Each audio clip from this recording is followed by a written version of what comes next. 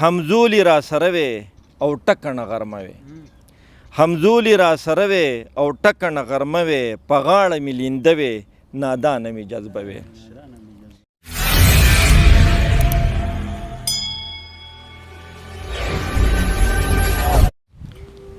د مخبت بېوسۍ زار د شمه څومره پردي راولي خپل کړي سړی ستا د غزل وراته خوندونه سایله ټول غزل کړي سړی. السلام علیکم ملګرو، نقیب یوسفزی یم. امید لرم چې روغ جوړ به یې. ملګرو راغلی یم د ګران اظهر خان صاحب خواله. لږ مې غوښتل چې تاسو ته نه څه کلامونه ریکارډ کړم.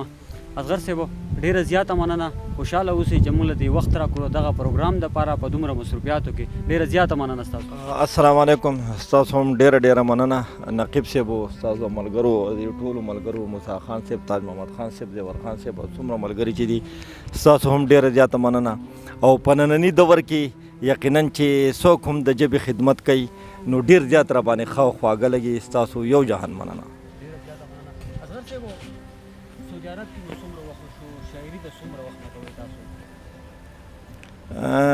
اول به د شاعرۍ خبره وکړم. شاعري زه تقریبا کلاس اتم جماعت کې ما سبق وی چې د هغه وخت نه زه شاعري کوم، او هغه وخت کې به د سوات نه یوه رساله شایع کېده د شهزاده برهان الدین حسرت صاحب تړون رساله، او هغې کې به زما غزلې راتلي.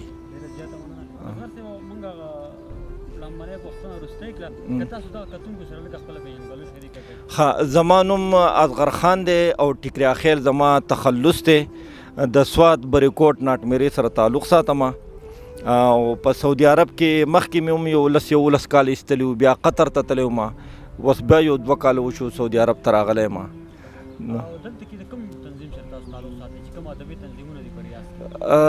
رڼا د ملګرو سره تعلق ساتو جي. او چې کتاب مې چاپ دی د ځان لټون، او دا کتاب مې چاپ شوی دی جی. او علم استا په سر یو څو ټپو ته مې زړه کېږي. دا کتاب باندې کار شروع دی او تقریبا ساحده پورې رسېدلی دی، خو ژوند کې نور یو مهال لیدلي نو وخت به کله ورکوم.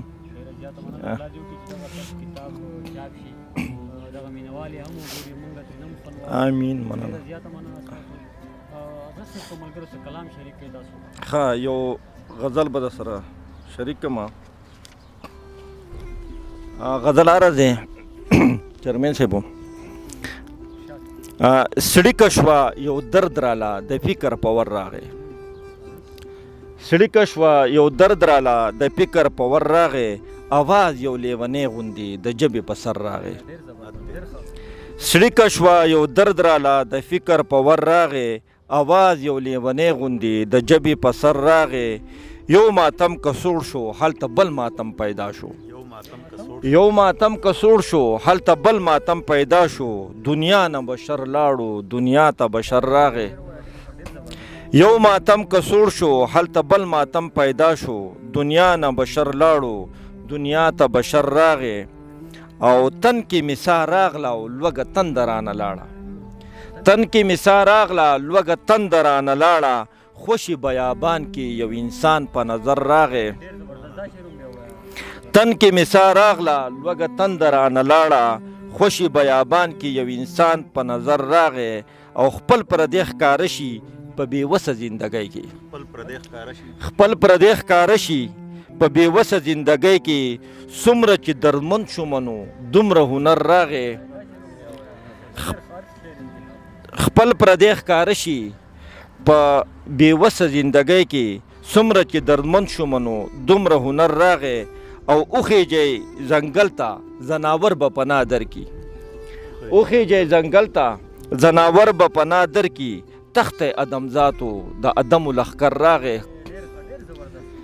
او ځان ته کتل ګران دي د یو بل په تماشیو، ځان ته کتل ګران دي د یو بل په تماشیو. میز له مغاصب لکه د غل په کنډر راغی. دا مې د ماضی سره ترخه قصه پرته ده، دا مې د ماضی سره ترخه قصه پرته ده. یو سره په شر ومه چې بل هم په شر راغی. دا مې د ماضی سره ترخه قصه پرته ده، یو سره په شر ومه چې بل هم په شر راغی. ما هم یوه شپه د قبلېدو ژوند کې موندلې وه ما هم یوه شپه د قبلېدو ژوند کې موندلې وه ډېر څه مې په زړه و ولې خولې له دلبر راغې ما هم یوه شپه د قبلېدو ژوند کې موندلې وه ډېر څه مې په زړه و ولې خولې له دلبر راغې او نوره دې رواج سره مې نه کېږي ازغره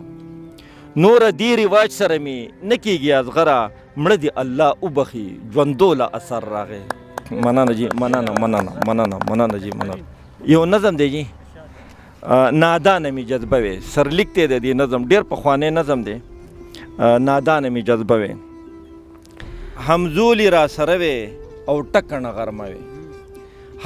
را سره وي او ټکنه غرمه وي په غاړه مې لینده وي نادانه می جذبه وي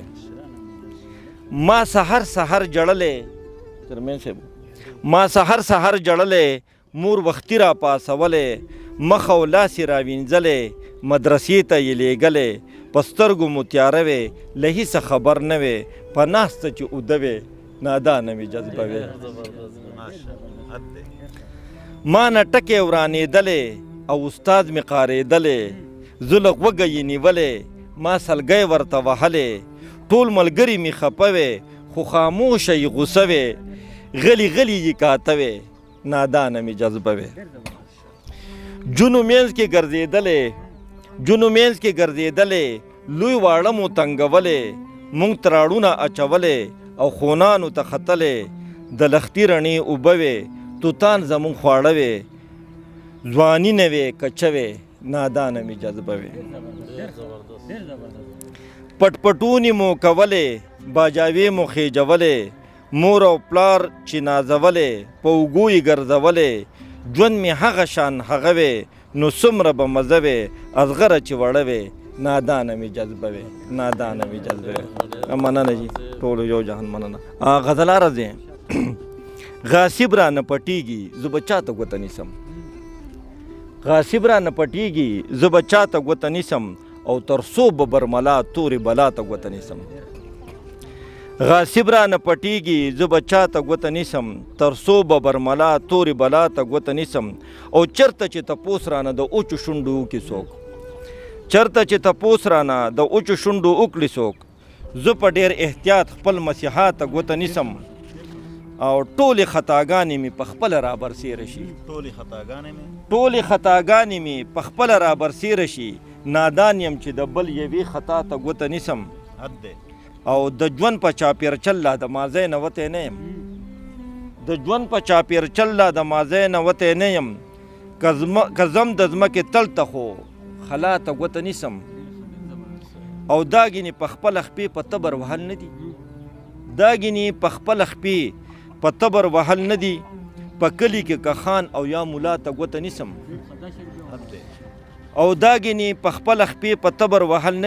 په کلي کې که خان او یا ملا ته ګوته نیسم قاضي وې دې نه اخوا نور انصاف کولی نشم بس هسې لکه غلبه د بلغلا ته ګوته نیسم او سکه په ظاهره څوک په غم زما غمجن شي ډېر خو زوی د باطني فکر خندا ته ګوته نیسم او کاړجنه شوه ورشو ازغره مونږ په تماشه یو تو ما ته ګوته نیسه او زه به تا ته ګوته نیسم کاړجنه شوه ورشو ازغره مونږ په تماشه یو تو ما ته ګوته نیسه او زه به تا ته ګوته نیسم ډېره مننه ستاسو ټولو جی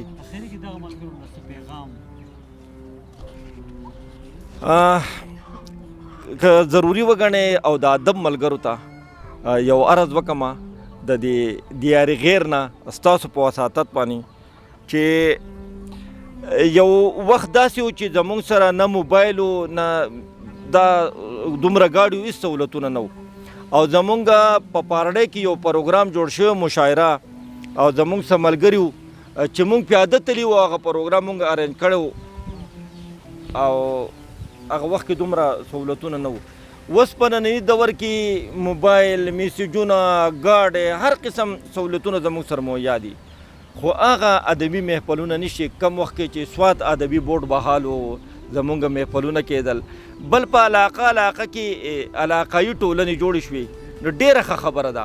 خو د هغې غټو ټولنو هغه ښکلا ځلا چې ده نو هغه یې پیکه کړه.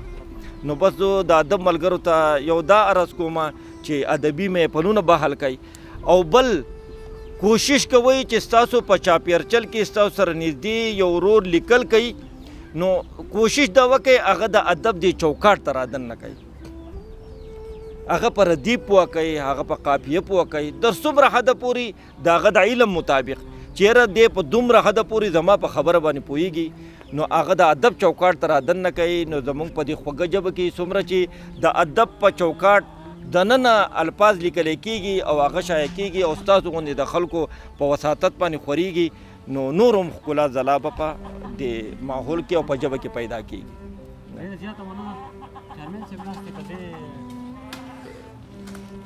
السلام علیکم ورحمۃ اللہ وبرکاتہ.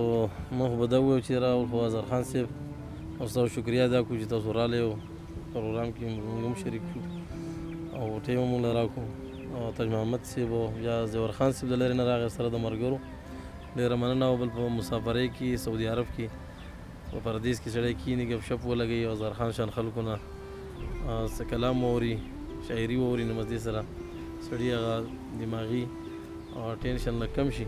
ستاسو شکریا درکړو اظهر خان صاحب او ټولو شاعرانو ته زموږ دا درخواست دی چې یاره حقیقي شاعري وکړي نو دا به ډېره ښه ځکه چې زمانه هم داسې ده وخت هم داسې دی چې د کم خلک بل طرف ته روان دی مطلب یو دغه غیر ضروري شاعري کوي د هغې نه معاشره خرابېږي او نوی نسل ته خرابېږي. نو شاعرانو ته زموږ درخواست دی چې هغو د حقیقي شاعري وکړي ځکه شاعري په اسلام کې او په دین کې هم یو لوی ځای لري خپل او په معاشره کې د ملا ډوکی دی بلکې شاعري چې ده نو د صحابه کرامو په وخت کې هم شو ده او په ټولو زمانو کې شوې ده په عربو کې بیا ډېره زیاته مشهوره ده.